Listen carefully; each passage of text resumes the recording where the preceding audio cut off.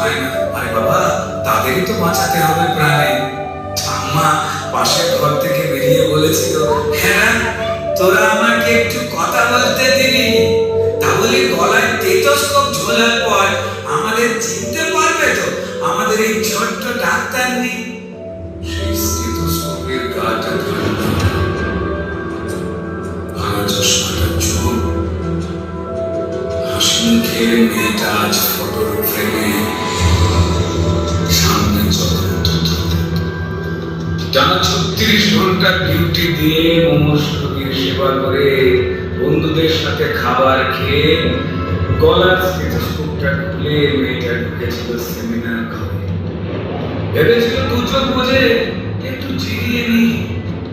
সেই যে দু চোখ বন্ধ হয়েছিল, সে দু চোখ আর খোলে। সেমিনার রুমে যে ক্লান্ত ডাক্তার ঢুকেছিল,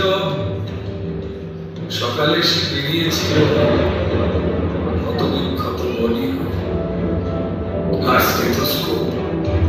স্টেথোস্কোপের গাটা ঠান্ডা, ভাঙা চশমাটা চুল, হাসি মুখে মেয়েটা ফটোর ফ্রেমে সামনে চলন্ত। যে দিত প্রাণ সেই দিল প্রাণ হাসপাতালের ঘরে। শরীর জুড়ে হাজার ক্ষত, মেয়েটা গেল মরে। খুব লেগেছিল শরীরটাকে, ভাঙলো গলার হাড়।